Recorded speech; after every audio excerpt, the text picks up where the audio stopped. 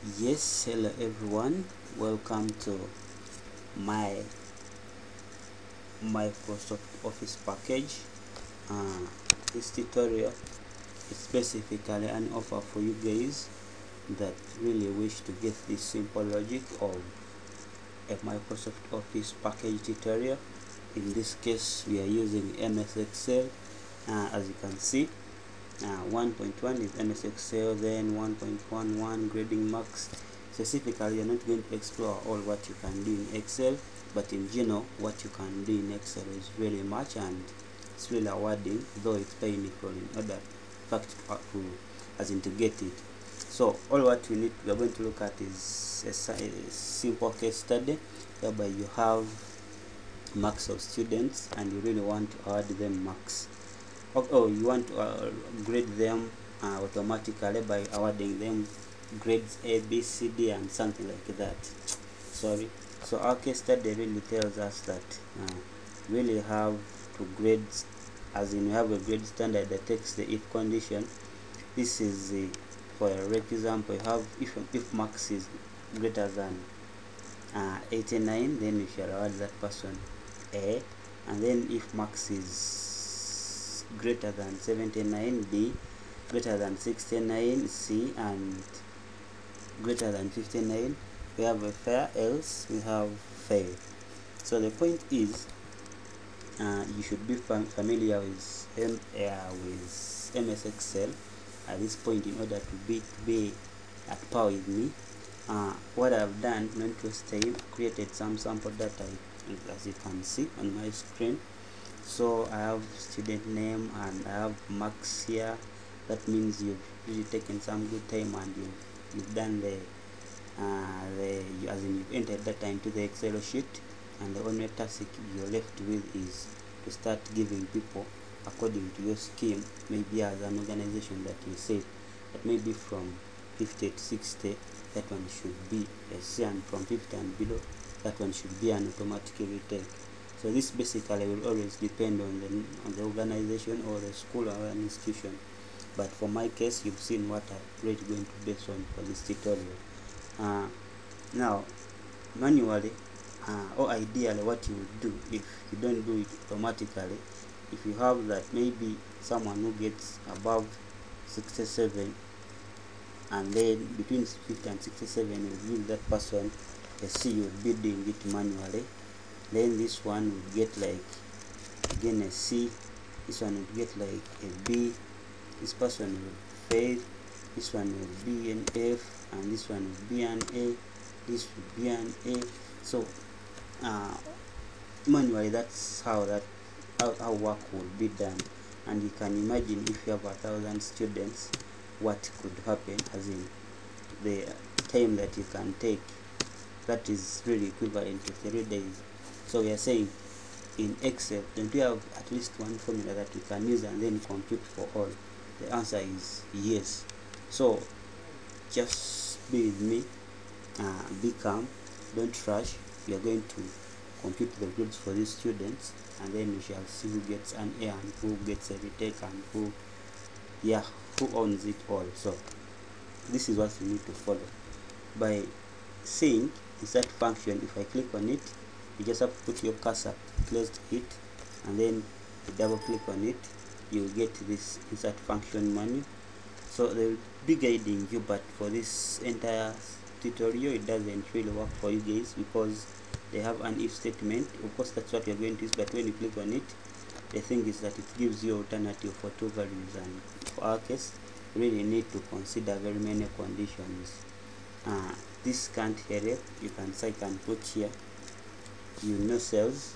This mark 67 is known as B3.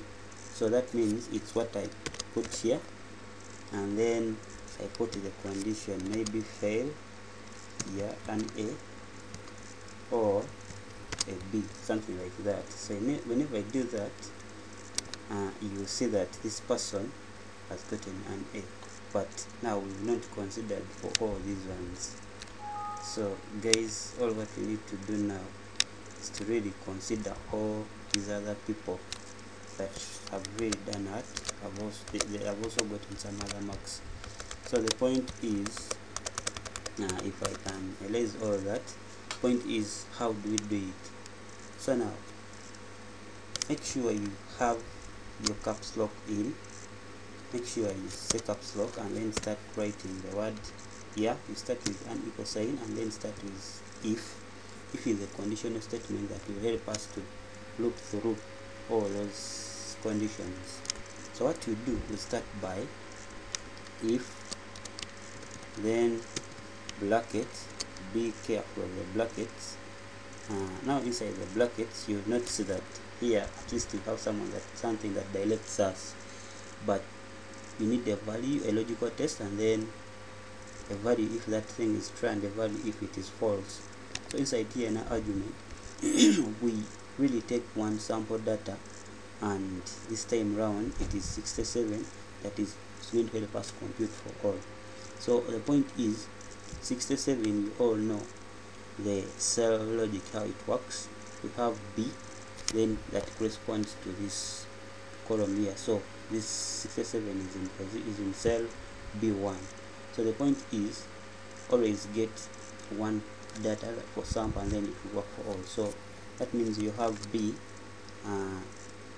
3, that is B and 3, you can see. So after that, put the condition, which is if B1, if B3 is greater than 89, which was our thingy, that person should get an A. So make sure I put a comma, and then you put this indication of a string. They are called quotes, but in programming they indicate a string. So make sure I write there a value you want that person to get. If someone gets a value that is really above 89, you should be able to put that value there. And another thing, after that you can put a comma. So when you put a comma, again bring the if. Don't mind if you don't understand what an if means. I'm going to explain at the end of this formula. So when you do that, simply dot inside there, put the same value, put the same value cell name, which is B3, and again this time around say less than that 79. This will be according to what you're doing, not necessarily that it will always have to be like this. So you also put those string indication, and then put the value that you really want this person to get. Similarly, you just put a comma and again call another if statement that is going to account to another variable, which is this time around B3 comma here, comma, and then here now we put the condition less than which is what, 69. Yeah, then a comma, and then put what this person should get. So we have a C somewhere there, then put a comma here, I think that's true, and then come for another if statement, open bracket, then you can put another value which is again B3, and then this time around it should be less than something like maybe 59, something like that logically. And then for this case, for this time around, you have two parameters to take. So the one is testing for the true value and another one is testing for the false value. So that means for the first time you can say this person has gotten at least let me say A B C D, yeah, something like that. Let us say a D, and then comma,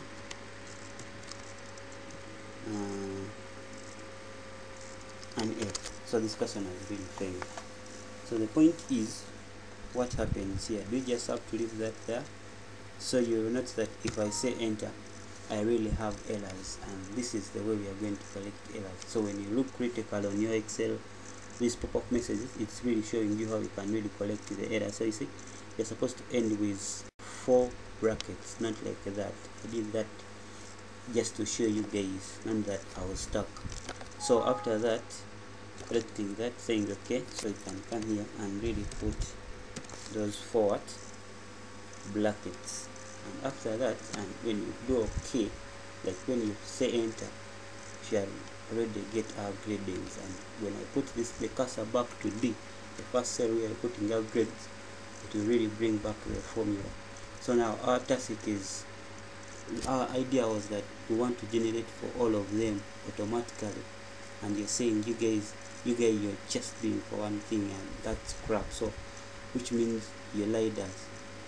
I said that I didn't lie. So the point is, what you do is you put the cursor at the edge of your box at the bottom right hand corner of your cell, and then do what we call drag in computer language. So when I said drag, smart, as in smartly done, you'll already see that you have the grading fine, and yeah, it's really, it looks good, and no one does complains that I lied. So they're saying, man, what you said is true.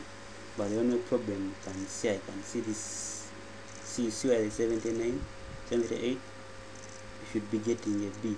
Yeah, this person is getting a C just because it is 79. So, and we are saying less than 79, and this one has 78. So that means this person has, yeah, it's true, he has gotten up a C.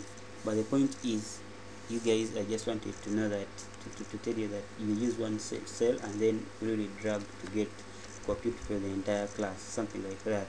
Even if you have 1,000 students, you ideally put the cursor here and then start as in dragging up to the end of the last person. I hope this has been very informative. Oh, sorry, I promised to explain the if statement here. So logically, if you've done programming, you all know what if statements do. There are always branches that really tells us if this condition is true, do this. If it's not true, then do this. So in other words, here we are trying to say if B3 is less, yeah, B3 is greater than 89, assign that thing an A. Else, so just take it as an else statement, or the other way around. If B3 this time round is something like greater than 79, and remember we have here, that means it is between 89 and then 79, that means we assign a B. And then we go to another one, which is if it is greater than 69, and remember we have 79 here, so that logic is really for in between those two. When it will assign a C, and the other part will be assigning the wrong part, and then maybe the D part. So this has been your quick tutorial on a Microsoft Office package, which is Excel. Excel is really a very good Office package. You guys should go ahead and explore more in it. But for this entire series, I promise to, I beg to stop here. Thanks for watching my tutorial. See you, and feel free to subscribe on my channel, which is, let me show you guys, it's called .exe